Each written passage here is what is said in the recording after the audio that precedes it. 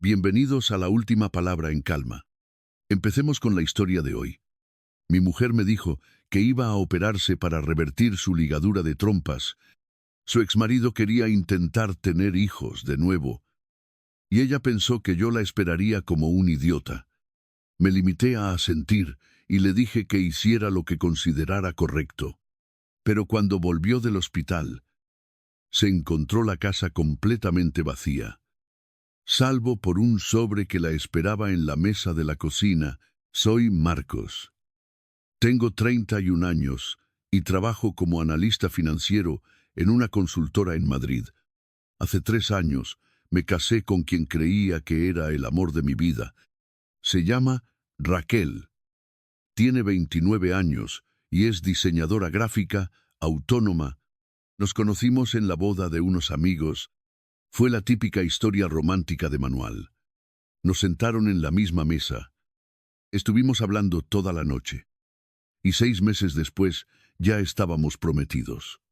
Al año siguiente nos casamos en una ceremonia preciosa que me costó casi 35.000 euros.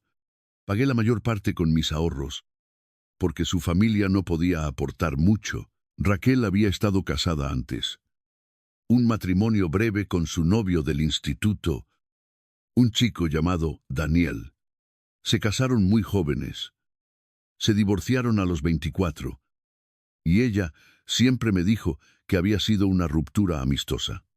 Durante aquel matrimonio, Raquel se hizo una ligadura de trompas porque Daniel estaba obsesionado con no tener hijos. Y ella acabó cediendo. Cuando empezamos a salir, me confesó que se arrepentía de aquella decisión y que en algún momento quería revertirla para que pudiéramos formar una familia. Yo la apoyé en todo. Le dije que cuando estuviera preparada, daríamos el paso juntos. Todo fue de maravilla durante los primeros 2 años. Nos compramos un chalet adosado en Boadilla del Monte. Era una casa preciosa de 4 habitaciones. Yo puse la entrada.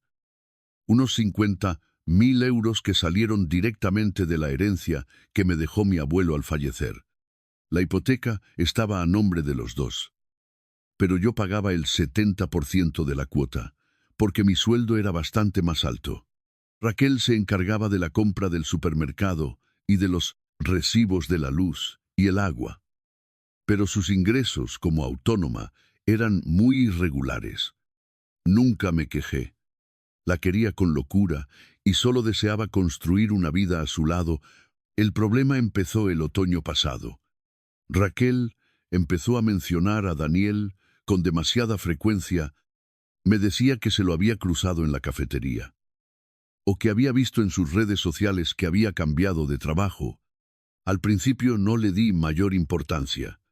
Llevaban años siguiéndose en internet y de vez en cuando se comentaban alguna foto, pero luego empezó a quedar con él para tomar un café, o para comer, o incluso para cenar.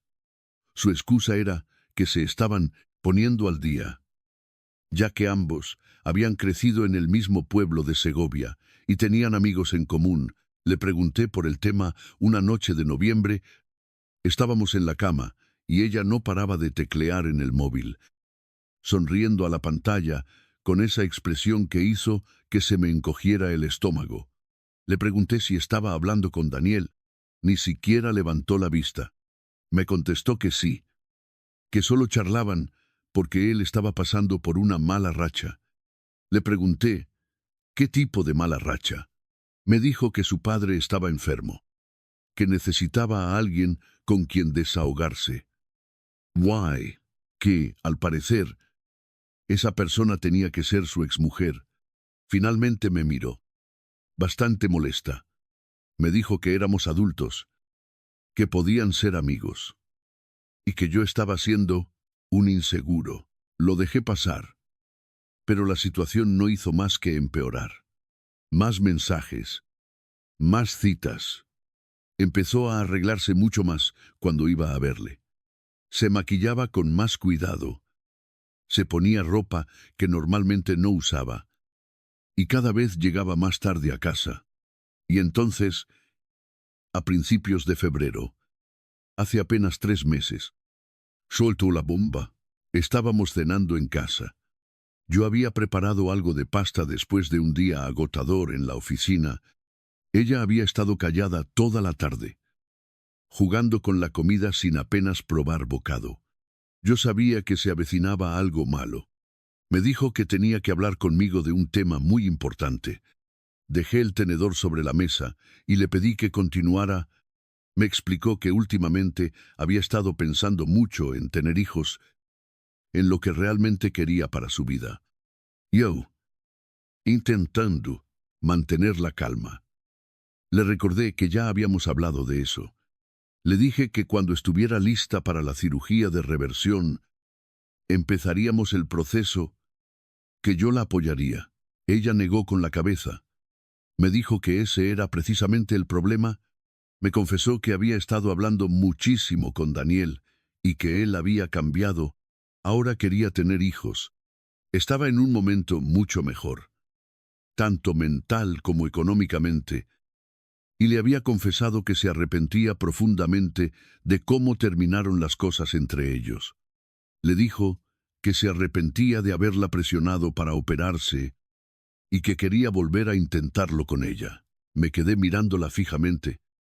Incapaz de procesar lo que acababa de escuchar, le pregunté qué significaba exactamente eso de volver a intentarlo.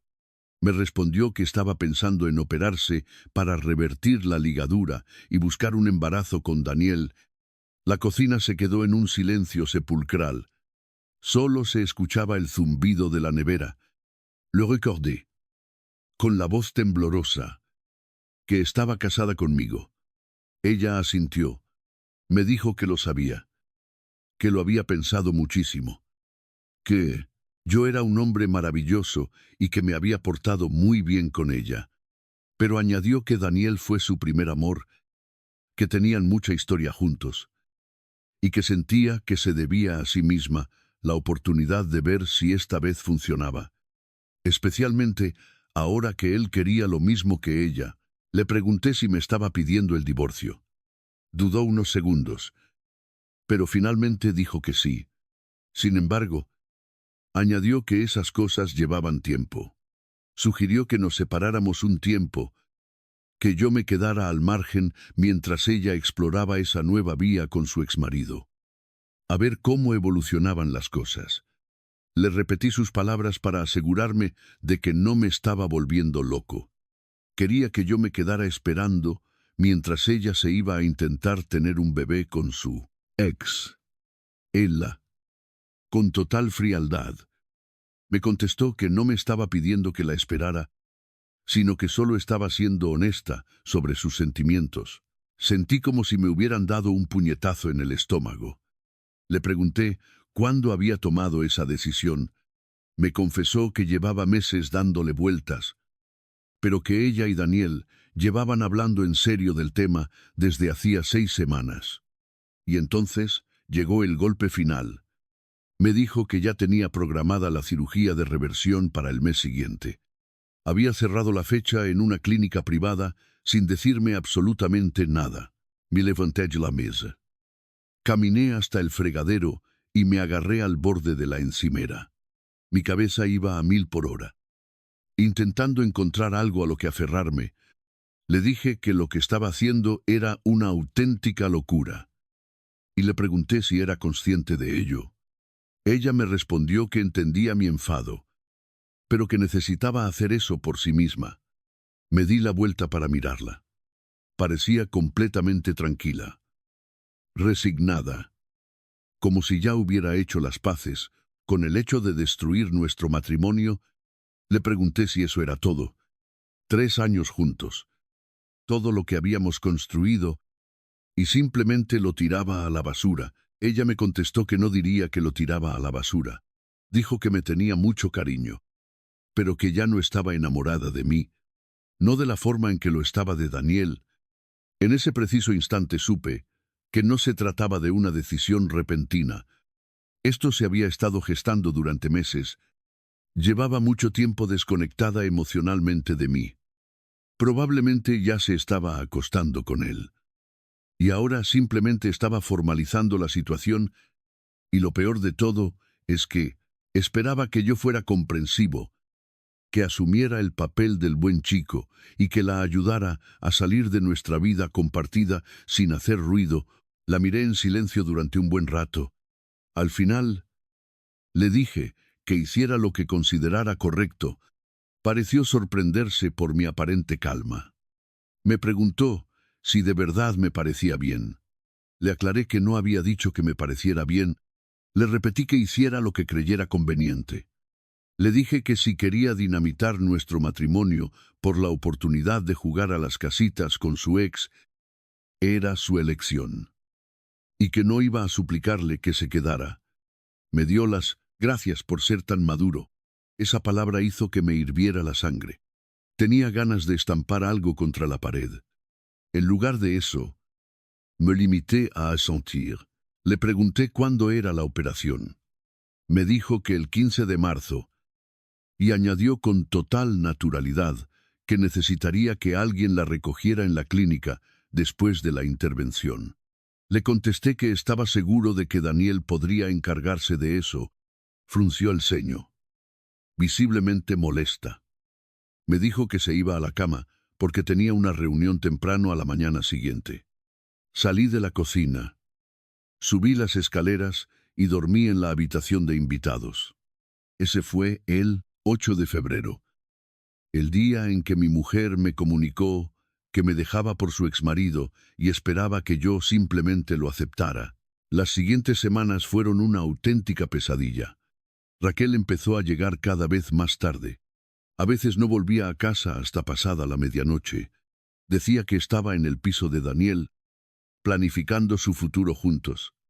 Trasladó sus cosas a la habitación de invitados, lo cual me pareció perfecto.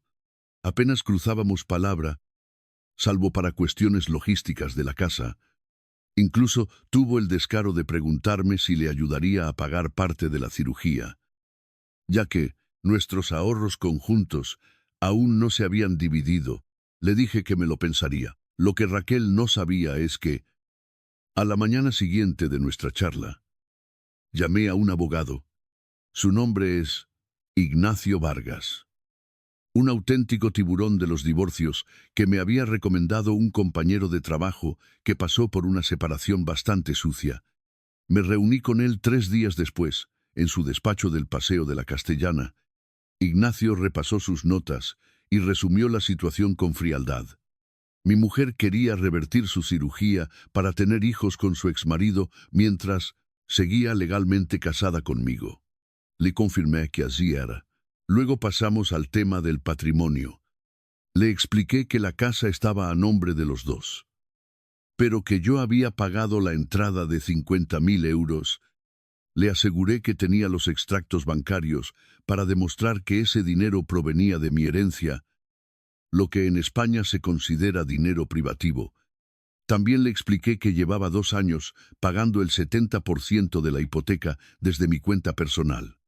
Ignacio se recostó en su silla y sonrió. Me dijo que la situación era inmejorable. Aunque estábamos en régimen de gananciales, el hecho de poder demostrar con papeles que la entrada era privativa me daba una ventaja enorme a la hora de liquidar la sociedad.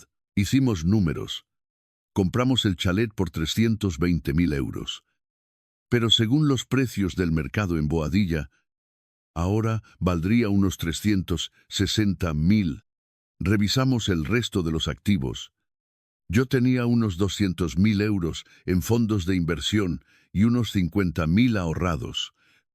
Ella apenas tenía 5.000 euros en su cuenta de autónoma.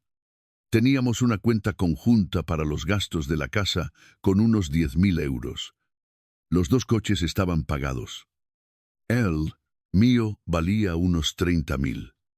El suyo, unos 15. Ignacio me explicó su estrategia.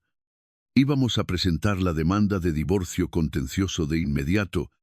Argumentaríamos que su intención pública y demostrable de formar una familia con otro hombre implicaba el abandono del matrimonio.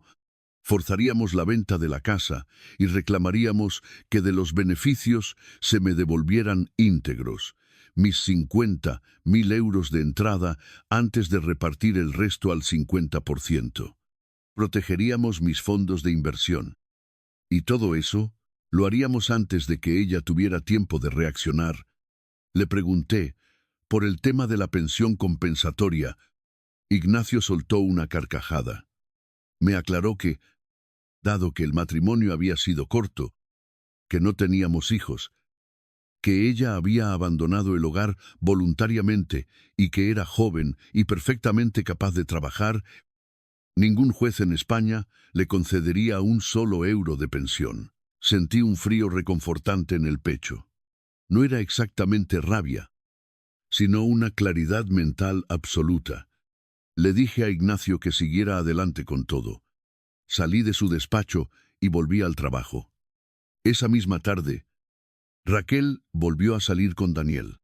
Aproveché que la casa estaba vacía. Entré en nuestro despacho y recopilé hasta el último documento financiero que teníamos.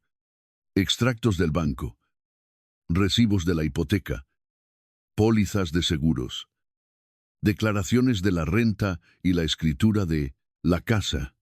Hice copias de absolutamente todo y, a la mañana siguiente, lo guardé en una caja de seguridad del banco. El notificador del juzgado se presentó en nuestra casa el lunes 24 de febrero. Yo estaba trabajando cuando ocurrió. Raquel me llamó inmediatamente, completamente histérica. Me exigió saber qué demonios era aquello. Le dije con toda la calma del mundo que eran los papeles del divorcio. Me recriminó que hubiera presentado una demanda sin ni siquiera hablarlo con ella. Le pregunté de qué se suponía que teníamos que hablar. Le recordé que me había dicho en mi cara que me dejaba por Daniel, que se iba a operar para tener sus hijos. Y le pregunté si de verdad creía que íbamos a seguir casados. Ella lloriqueaba al otro lado del teléfono. Decía que pensaba que manejaríamos las cosas como adultos, mediante una mediación y un acuerdo amistoso. Decía que no entendía por qué yo estaba siendo tan hostil. No pude evitar reírme. Le recordé que llevaba meses planificando su salida a mis espaldas, que llevaba tiempo involucrada emocionalmente con otro hombre, que había programado una cirugía sin consultarme y que se había mudado a la habitación de invitados. Le pregunté qué tenía exactamente de hostil el hecho de que yo protegiera mis intereses. Empezó a llorar más fuerte. Me dijo que no podía creer que le estuviera haciendo eso, que pensaba que yo la quería. Le contesté que claro que la había querido, pero que ella ya había tomado su decisión y que ahora yo estaba tomando la mía. Me amenazó diciendo que su abogado me iba a hundir. Le deseé mucha suerte y le sugerí que se asegurara de que Daniel tuviera dinero preparado, porque yo no pensaba financiar sus facturas legales. Colgué el teléfono. Me temblaban las manos, pero me sentía extrañamente en paz. Esa noche, Raquel apareció en casa, acompañada de Daniel. Ambos estaban sentados en el salón. Cuando llegué del gimnasio sobre las 8, Daniel se puso de pie. Era el típico chico alto y en forma, con esa actitud chula de los tíos que alcanzan su punto álgido en el instituto y nunca terminan de madurar. Se cruzó de brazos y me dijo que todo el rollo del juzgado era innecesario, que podíamos solucionarlo como personas civilizadas. Le miré a los ojos y le dije que saliera de mi casa. Él se cuadró y me contestó que también era la casa de Raquel. Le dije que por ahora sí, pero que en unos meses la casa se vendería y que en cualquiera de los casos, él no pintaba nada allí. Le señalé la puerta. Raquel dio un paso al frente, con los ojos llorosos, suplicándome que nos sentáramos a hablar. Le dije que no. Le dejé muy claro que ella ya había dicho todo lo que tenía que decir hace 3 semanas, y que ahora me tocaba hablar a mí. Le repetí que si quería irse, que se fuera, pero que no iba a llevarse por delante todo lo que yo había construido solo porque de repente hubiera cambiado de opinión sobre nuestro matrimonio. Daniel infló el pejo, intentando intimidarme. Me dijo que no tenía por qué ser un imbécil. Le contesté que él no tenía por qué estar pisando mi salón. Le di 10 segundos para salir antes de llamar a la policía. Se marcharon. Raquel se pasó toda la noche mandándome mensajes, alternando entre disculpas dramáticas y amenazas vacías. Bloqueé a su número. A partir de ese momento, toda la comunicación se hizo a través de nuestros abogados. La operación estaba programada para el viernes 15 de marzo. Durante las 2 semanas previas, Raquel se instaló de forma permanente en el piso de Daniel porque la tensión en el chalet era insoportable. Solo pasaba por casa de vez en cuando para recoger algo de ropa o material de trabajo, siempre asegurándose de que yo no estuviera allí. Mi abogado me aconsejó que no le cambiara la cerradura, ya que técnicamente seguía siendo su domicilio legal. Pero yo ya tenía mi propio plan trazado al milímetro. Contraté a una empresa de mudanzas para el jueves 14 de marzo. Justo el día antes de su operación, fueron rápidos, discretos y muy profesionales. Para entonces, yo ya había alquilado un buen piso de 2 habitaciones en el barrio de Chamberí. Los operarios embalaron todo lo que era estrictamente mío, mi ropa, mis libros, los muebles que yo ya tenía antes de casarme, mis aparatos electrónicos, todas mis pertenencias personales. No toqué absolutamente nada de lo suyo. Dejé su ropa en el armario, sus botes en el baño y su ordenador en el despacho, pero sí me llevé todos los muebles que habíamos comprado juntos durante el matrimonio.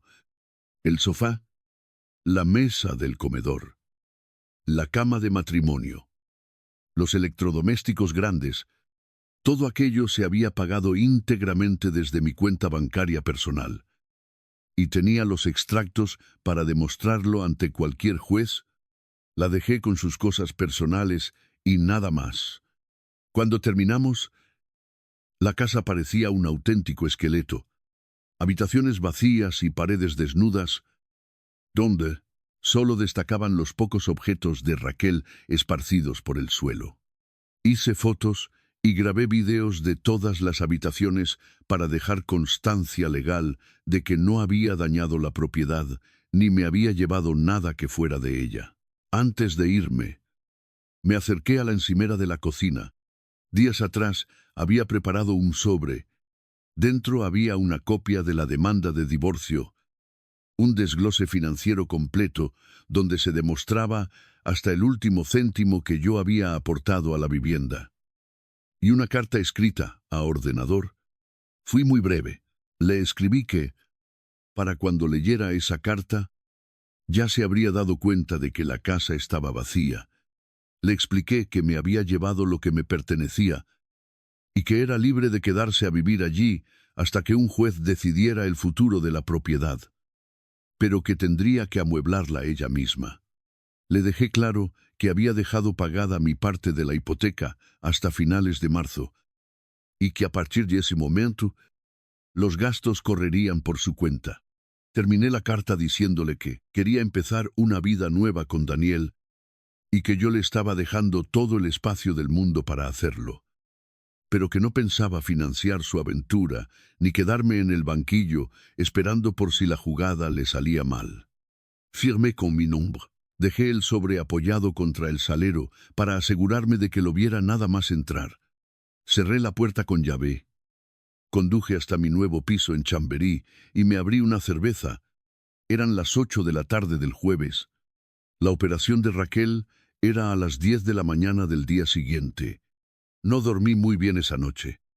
No porque sintiera ningún tipo de culpa, en absoluto, sino porque estaba esperando que el teléfono reventara a base de mensajes furiosos. Pero no ocurrió. Supongo que estaba demasiado ocupada preparándose para la anestesia, pasando la noche con Daniel y centrada en el gran paso que iba a dar. Llegó la mañana del viernes. Fui a la oficina como de costumbre.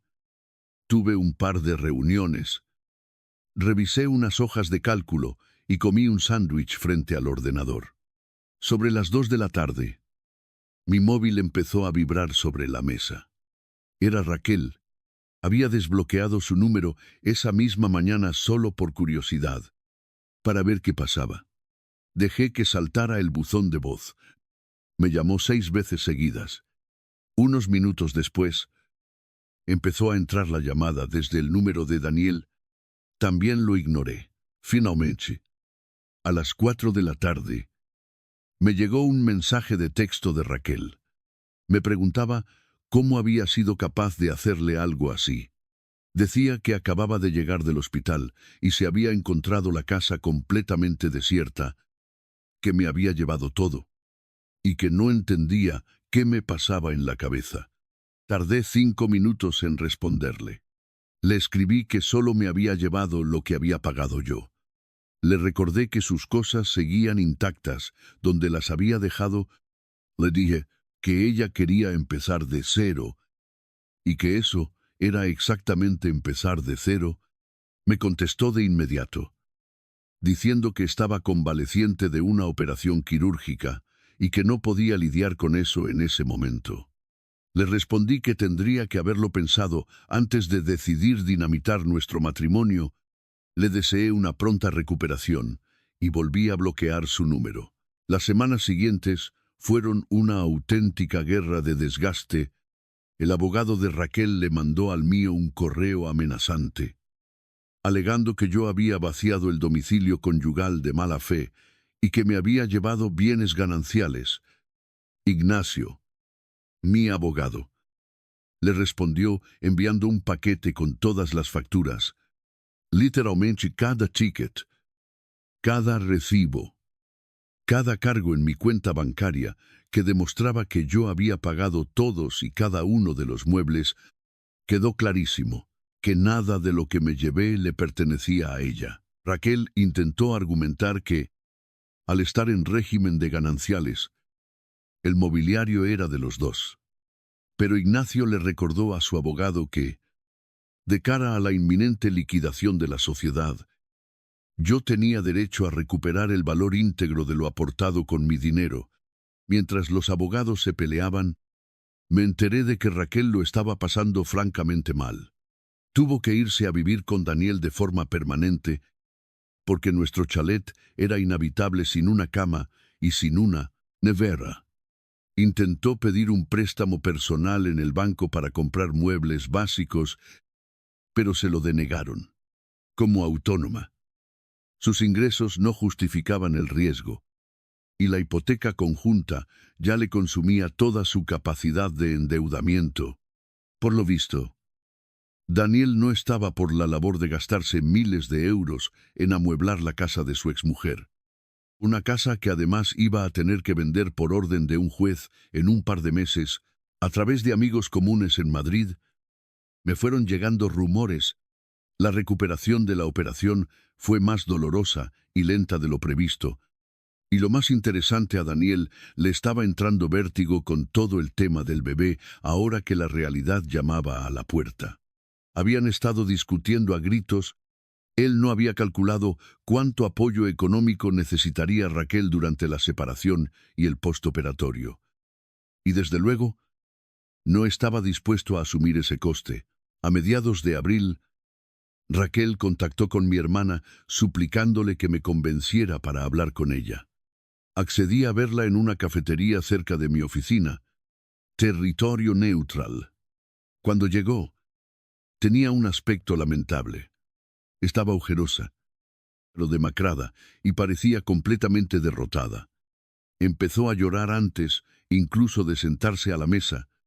Me agarró de la manga y me dijo que había cometido un error tremendo. El mayor error de toda su vida. Yo le di un sorbo a mi café, tranquilo, y le dije que la escuchaba. Me confesó que las cosas con Daniel no estaban funcionando. Dijo que él no era la persona que ella recordaba, que todo había sido una absurda fantasía alimentada por la nostalgia, y que ahora se estaba dando cuenta de todo lo que había tirado por la borda. Le pregunté qué esperaba exactamente que yo le contestara a eso. Me dijo que quería que la perdonara, que quería que volviéramos a intentarlo, que quería volver a casa. Solté una carcajada. Me reí de verdad. Delante de ella, le pregunté a qué casa quería volver. A la casa que íbamos a vender en un mes por orden judicial, a la casa que no tenía muebles, porque ahora ella era responsable de pagarse su propia vida. Se echó a llorar desconsoladamente. Me dijo que sabía que me había hecho mucho daño, que lo había estropeado todo, pero que habíamos sido muy felices juntos y que podíamos volver a serlo. La miré fijamente y le dije que no. Le dejé claro que no había vuelta atrás. Le expliqué que me había demostrado exactamente la clase de persona que era, alguien dispuesta a destruir 3 años de matrimonio por un capricho adolescente con su ex. Alguien que esperaba que yo le financiara la vida mientras ella se aclaraba las ideas. Alguien que había cogido todo lo que le ofrecí sin dudarlo y que no le tembló el pulso al marcharse cuando creyó encontrar algo mejor. Le recordé que no estaba confundida cuando planeó su cirugía a escondidas, que simplemente tomó una decisión egoísta y que ahora le tocaba asumir las consecuencias. Le dejé claro que el divorcio no se iba a frenar por nada del mundo. Mi abogado me había asegurado que para junio estaría todo firmado.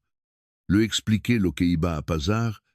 Le dije que el juez ordenaría la venta del chalet el mes que viene, a menos que pudiera comprar mi parte de la hipoteca, cosa que ambos sabíamos que no podía pagar. Le detallé que, una vez descontados mis 50.000 euros de la entrada y saldadas las deudas, se iría con un pellizco de unos 30.000 euros. Se quedaría con su coche, sus enseres personales y lo que fuera capaz de reconstruir con ese dinero, y que eso iba a ser todo. Se llevó las manos a la cabeza, llorando a mares. Me preguntó qué pasaba con la operación, con todo el dolor por el que había pasado. La miré sin sentir ni una pizca de pena. Le contesté que ella había elegido operarse, que ella había elegido a Daniel, que ella había elegido marcharse. Esas habían sido sus decisiones y yo no la había obligado a tomar ninguna de ellas. Seguía llorando, montando un número en medio de la cafetería, diciéndome que me quería, que todavía me quería. Negué con la cabeza. Le dije que no me quería, que lo que echaba de menos era la estabilidad que yo le daba, la casa preciosa y la vida cómoda que había construido para los dos, pero que no me quería a mí, porque si lo hiciera, jamás habríamos llegado a esta situación. Me levanté. Dejé un billete de 20 euros sobre la mesa para pagar los cafés y salí por la puerta sin mirar atrás. Esa fue la última vez que vi a Raquel en persona. Han pasado 5 meses desde aquel encuentro en la cafetería. El divorcio se hizo oficial a principios de junio. Os cuento cómo terminó todo. El chalet se vendió en mayo por 375.000 euros. Después de cancelar la hipoteca y pagar los gastos de notaría e impuestos, quedaron unos 95.000 euros limpios. En el juzgado, Ignacio demostró, con extractos bancarios impecables, mi aportación inicial de 50.000 euros como capital privativo, además de haber pagado el 70% de las cuotas mensuales durante casi 3 años. El juez nos dio la razón. Yo salí del juzgado con 68.000 euros en el bolsillo. Raquel se llevó 27.000. Mis fondos de inversión y mis ahorros se quedaron intactos. Ella conservó el poco dinero que tenía. Cada uno se quedó con su coche. No hubo pensión compensatoria. El juez dejó claro que Raquel era joven, tenía capacidad para trabajar como autónoma y había abandonado el domicilio de forma voluntaria para iniciar una relación, por lo que no existía ningún desequilibrio económico amparable por la ley.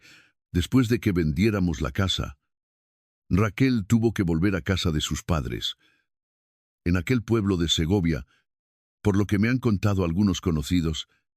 Sigue saliendo con Daniel. Pero la relación pende de un hilo. Discuten constantemente. La operación salió bien físicamente, pero de momento no ha conseguido quedarse embarazada. Tal vez lo logran.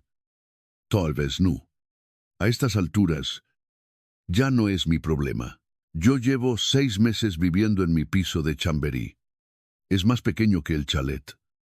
Por supuesto, pero es completamente mío. Cada mueble, cada plato, cada decisión que tomo es exclusivamente mía. He tenido un par de citas, pero nada serio. No tengo ninguna prisa. Empecé a ir a terapia en verano para gestionar la traición y aprender a confiar de nuevo. Y la verdad es que me está ayudando muchísimo. Económicamente, estoy en el mejor momento de mi vida.